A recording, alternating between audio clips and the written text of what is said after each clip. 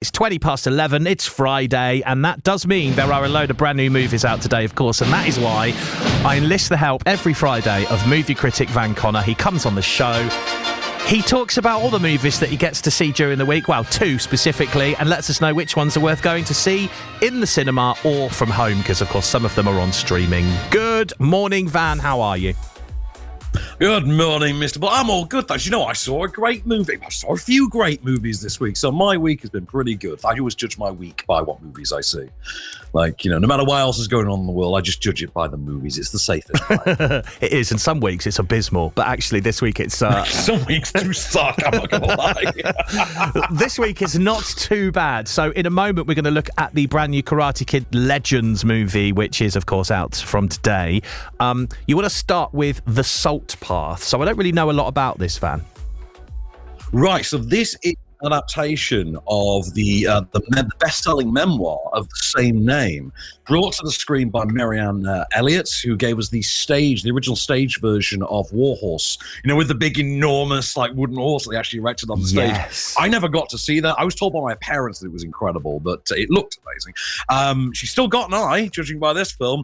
It stars Jason Isaacs and Gillian Anderson, so, you know, Lucius Malfoy and Scully herself, as a middle-aged couple. They've got grown-up kids. They've sort of fled the nest kind of thing.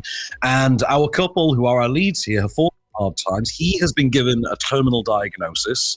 They've lost their money through a sort of scam, like investment scam. Their home has been taken. They are destitute. They are penniless. And as the bailiffs sort of knock and pound at the door, they elect to go on a 600-mile walking. Oh, you disappeared. Are you there? I think he was about to say, here's a clip. What is it? 500 miles? Or like 600. Shall we? Got nothing better to do. This isn't the campsite, you know. Locals seem friendly. Are you walking the path? Yes, we are. That's a long old hike. Yeah. Retired, are you? Open up, Mr. Bailiffs. Homeless, actually. We lost everything. Look me in the eye! Coward. A home, no livelihood. Maybe we should just follow a line around the coast. We just walk. Well, he's back, and he was about to say, here's a clip. I mean, that sounds quite an emotional movie, actually, The Salt Path. Oh, this is absolutely heart-wrenching. You know that sort of heart-wrenching that you got with I, Daniel Blake, like 10 years ago. You get with this as well. This is very much one of those we know it happens kind of story. And to see it depicted and to see it with these actors and these performances, which are fantastic performances, but to see it with these actors that you love and these performances that really profoundly affect you, that is a really moving experience. It's a really harrowing, heartfelt story. If you've ever known anyone in a situation comparable to this, you know, you'll know in advance this is going to be a hard watch, and it absolutely delivers on that. But it has an amazing sense of location and scenery as well, using the hilltops and the seafronts of, you know, that particular end of the country. I really recommend this, particularly for the older crowd. I think this is a film that I think parents and grandparents in particular are going to find, or not relatable in a sense, but a sort of their worst fear. It's the idea of, you know, you are the parents, you know, how does this work when you want to keep this from your kids kind of thing. You want to preserve a certain image of yourself. And I think that's very much going to be its sort of bread and butter crowd on this one. So I think this is the grown-up pick for this week, I think. Love that. Well, you can see The Salt Path this weekend. Phoenix Picture House, Curzon and View Cinemas in Oxford, View in Bicester, The Living Room in Chipping Norton, Regal Picture House in Henley, and also The Light in Banbury. So I know you're going to say the next movie that we're going to look at is probably you've put your headband on. We're going to be. I got my Miyagi-Do band ready, baby. You've got the Miyagi band on your head. So of course, this is the family sort of movie we're looking at today. Karate Kid Legends. I mean, everyone knows about the original trilogy of Karate Kid, right? How does this compare? I mean, first of all, it's the best one of these since the original trilogy. Yes. So, basic premise this time around. You've got a follow-up to the original trilogy, you've got a follow-up to Cobra Kai, and you've got a follow-up to the awful 2010 Jackie Chan, Jaden Smith remake as well, of which they have very smartly realized that the only thing worth keeping was Jackie Chan. So, premise this time around is Jackie Chan's character, who you don't really need to have seen that version to follow this. Jackie Chan's character has a nephew who wasn't mentioned in that previous film, but is now. His nephew and his mum move to New York, where the mum takes a new job at a hospital. He's now the fish out of water. Think Tokyo Drift in reverse. Rather literally. Wrong East Asian country, admittedly, but sort of a Tokyo Drift in reverse. And he gets there and finds himself coaching a sort of fallen prizefighter type, played by Joshua Jackson. Our lead, by the way, is newcomer Ben Wang, who you can see on all the marketing. He trains a pizza shop owner and sort of faded prizefighter Joshua Jackson and coaches him in the ways of Kung Fu to improve him as a boxer so that he can win a fight, pay off a loan shark, and save his business and put his daughter / Ben Wang's love interest through college. However, it all goes Pete Tong, and the only way to save the pizzeria is, naturally enough, to enter a karate tournament, because that's always the solution to everything. Yeah. And Jackie Chan's mentor figure, Mr. Han, comes to New York to coach him, but of course, offense is all well and good, but you need some defense as well.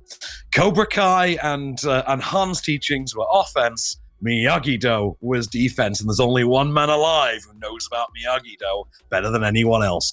Have a listen to exactly who that is. Spend the whole night talking about you. The boy who put purpose in his life. I appreciate you coming all this way, Mr. Han, but my life now, I can't just pack up and head to New York. I mean, there's plenty of good dojos. I want Lee to learn Miyagi Karate. Lee means to me what you meant to Sensei Miyagi. I'm sorry, Mr. Han. I wish I could help you. You will. I can't. You can. You're not listening to me. I'm not coming to New York. I see you in the Big Apple. Oh, that makes me so excited to see this movie, honestly. It'll take me back to being a kid again. It really will. And there is no joke. That scene, that clip comes from, if it goes on for a minute longer, if it was a minute longer in the middle, I would have genuinely broke into tears. Because at one point they had this conversation about Miyagi that just really hit me in the feels. So, you are a man of a certain age, as am I. You know, we are sort of parent age. You have a young son. I will say, if your son was maybe 4 or 5 years older, this is the ultimate father-son, go out movie. Yeah. Go to the cinema and see. But it's an all-round great family movie, regardless of gender. Weirdly, it's the first one of these rated 12A. I think they've all been PG to this point. But this one is sweet, it's funny, it's chest-thumping, it's fist-thumping. It's just a great rollicking good time. It balances all the beats that it needs to. It's a Lego sequel, it's nostalgia core, it's young skewing, it's very Gen Z skewing. It plays to the Tekken crowd, quite literally. There's a lot of Tekken product placement, which then leads to a third act that's literally filmed like Tekken. I absolutely love this. Such a good time. It's lovely to see Ralph Macchio back on the big screen, because obviously he's had 6 years of Cobra Kai before this. There is a bit of a nod to Cobra Kai in there as well for the fans. Don't think they've forgotten there. A spoiler alert for the Hilary Swank fans, though. She ain't gonna look in. This entire franchise seems to want to forget that Hilary Swank ever existed. 2-time Oscar winner Hilary Swank, never going to be mentioned in the Karate Kid series again, apparently. But Daniel San meets Jackie Chan, and that's the appeal of the movie. It doesn't really happen until the final third, but wow, when it gets there, you are already entertained as hell for the first hour. It's only 90 minutes, by the way. You're entertained as hell for the first hour. Joshua Jackson steals the hell out of it. Great. Salt and pepper Joshua Jackson, weirdly plausibly can have a teenage daughter now. I don't know when that happened. I feel very old. But from the point of the final third, it is all about Daniel San and Jackie Chan stealing the show, and they are both hilarious. I cannot recommend this highly enough. I know you'll love it For me, at times, it came close to being my personal Top Gun Maverick, as you can see from this ridiculous ensemble. But I think this is an all-round crowd pleaser. I don't believe the sniffier reviews. We had a press show, and literally everybody in that evening press show had a great time. The snootier one in the daytime, less so, but the evening one, everybody was punching the air, cheering, whooping. We were feeling every kick, every backflip, every punch. We loved it. Yeah, that's what you want in the Karate Kid movie. I was going to ask to end with here, Van. Are there any moments of special moves, like at the end of the first one, when he has to do the bird flying kick with his arms in the air? Is there one of those? Yes, there is. And Jackie Chan's version of wax on, wax off is jacket on, jacket off. Like, take the jacket on, put it on, take it off. Does the same kind of thing. I will also say, as regards the crossover element of this does open with a scene from Karate Kid 2. So you do get a bit of Miyagi in there, because obviously Pat Morita has long passed, sadly. Yeah. But we do get a Miyagi sort of appearance at the beginning that does work as a really solid sort of retcon as to what the connection between these two disparate sort of bits of the franchise were, because that Jackie Chan one was a remake, but now it's just part of the universe. And it works very well. It actually makes that movie better in hindsight. Sort of how Alien Romulus did to Prometheus. But like I say, take the family, buy all the popcorn, get the big drinks and the slushies, strap on in, have a really, really good time at the movies. If you want to take the family, the kids or the grandkids or whoever to go and see this, you can. Karate Kid Legends is showing in so many places. You can see it at the brand new Oxford Cinema and Cafe, View in Oxford, Cineworld, Whitney and Didcot, View in Bicester, The Light in Banbury, also showing it this weekend. So lots of options. Brilliant. With some really nice movies out then, Van. Thank you very much for that. And we will catch up on Friday next week. Oh, what's the big one next week? Ooh, next week, we're going back into the world of John Wick, buddy. It's ballerina time. I cannot wait. That's going to be an interesting one. Well, we'll see what you thought of that one on Friday next week. Then thank you very much and have a lovely weekend, Van. Till next time, my good sir. Right then, it's 11:31 on BBC Radio Oxford.